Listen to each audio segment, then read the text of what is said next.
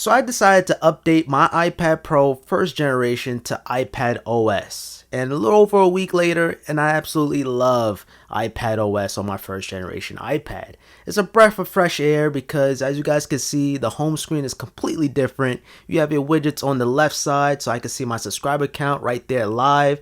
I can control my studio lights here, or just my bedroom lights. And I can see what's going on. I can track my packages, so I absolutely love the widgets on the home screen.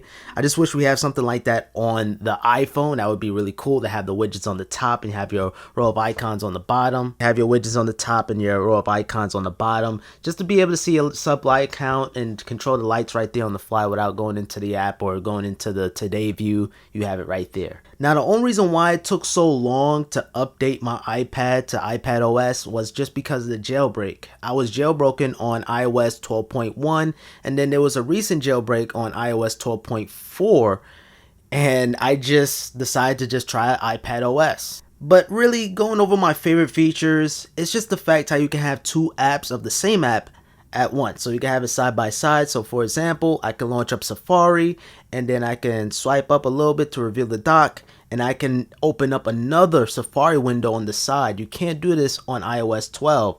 This is really cool, and it works for the Notes application just well. So I'll launch up my Notes, and I can have another set of notes on the side, so I have two notes side by side. And shout out to Everything Apple Pro, he just uploaded a video talking about iOS 13.1. Apple is moving absolutely fast with these updates. We didn't even get the 13.0 yet, and Everything Apple Pro is keeping along with it. So shout out to him, subscribe to his channel, excellent Apple channel. That is my favorite feature of iPadOS. It's just to have two apps of the same app side by side.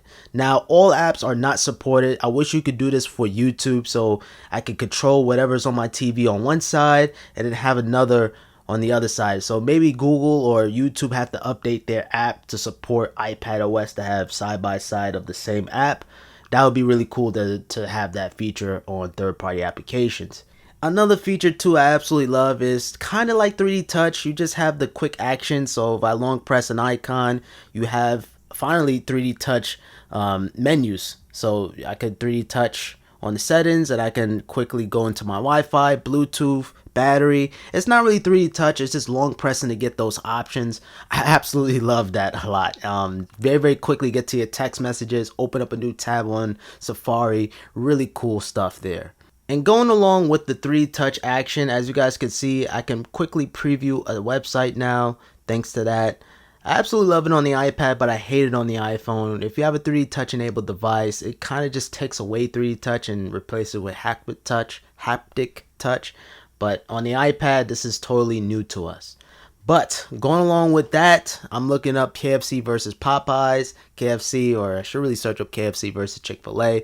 But the battle of the chicken sandwiches is going insane. So let's say I want to take a screenshot and I want to doodle around on my iPad. I could quickly take a screenshot by taking my Apple Pencil and dragging it from the bottom left corner, and I can quickly take a screenshot just like that. I could take the full page, so I have the complete entire website, so I don't have to take multiple screenshots, and I can annotate whatever I need to annotate, underline, highlight. You could do whatever you like.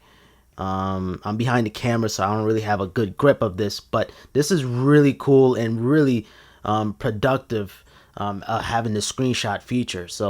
And then not only that, you can save it as a PDF on your files, which I'm going to talk more about that in a little bit. So you could be able to download anything on Safari, download PDFs, and Apple went all out with iPadOS, and I'm very excited to see the future versions of iPadOS. It's only going to get better from here on out, unless they pull in iOS 11. That's a different story. Apple completely overhauled the Files application, so now you can connect SD cards, hard drives. I have my hard drive where I edit all my videos on. I can finally connect that on my iPad, but if you have an older iPad that supports Lightning, you're gonna be out of luck of connecting external hard drives, unless it's SSD. SSD is more energy efficient compared to a mechanical hard drive, so I'm thinking about picking up an SSD, but it's just a complete arm and a leg for an SSD, but I'm gonna just jump the gun and buy an SSD anyway. I just said SSD so many times.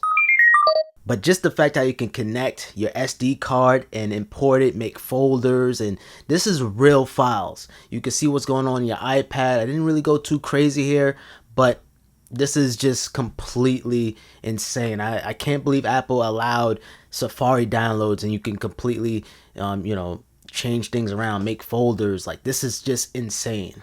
You can scan documents and put them right there on your Files application. Now, I just ordered this on Amazon today. It is coming tomorrow. It is a file hub. So now I can connect my external hard drive, but it's like a hub where it connects to the iPad and I can store things on that external hard drive without connecting anything to my iPad. So I'm gonna do away with my MacBook. I normally always bring my MacBook everywhere I go.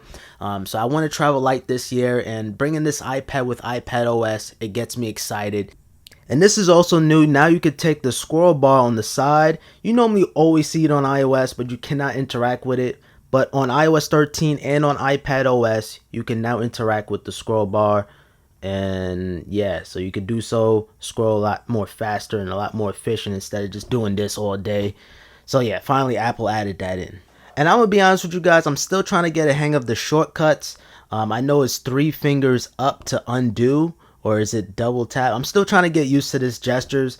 I'm still learning it as we go. So it's the redo, undo, and to copy, you got to pinch with 3 fingers, okay? And to cut, okay, yeah. So I kind of get it, but I got to get used to it. So let's say I want to copy my name, right? I got to select it, and I could copy it by pinching like this. See, okay, so it's copied. Let's say I delete that, and I want to put something else.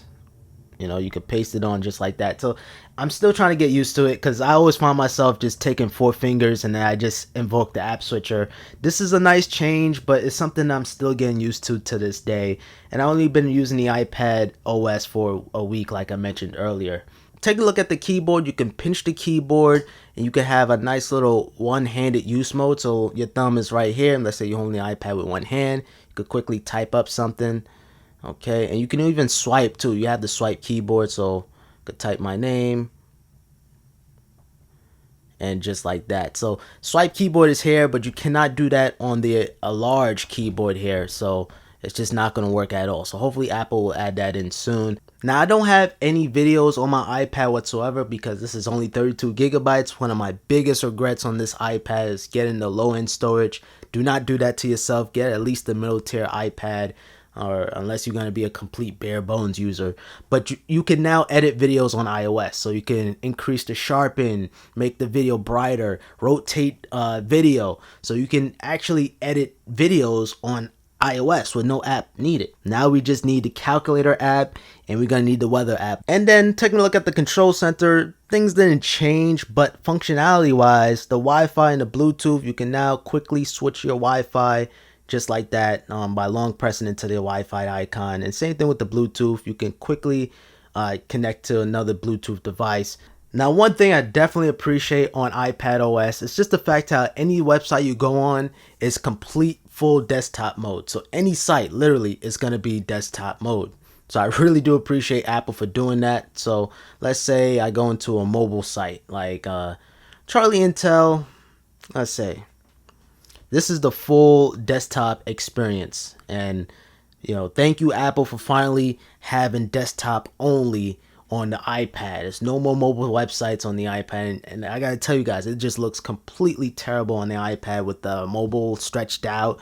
Horrible. And I'm happy that Apple finally have desktop only websites on the iPad. So now you can go on WorldStar. Hopefully there's nothing too explicit here, with no problem whatsoever. And all in all, I don't want to make this video too long, but there's just a lot of features going on iPadOS. I didn't even cover signing with Apple ID, and how can I forget? Definitely gotta save the best for last. You do have dark mode, and it really completely changed the wallpaper. Now you have a dark accent. The dark is black, and it's easy on the eyes. So let's say I launch up Notes, for example. Your Notes application is dark at night.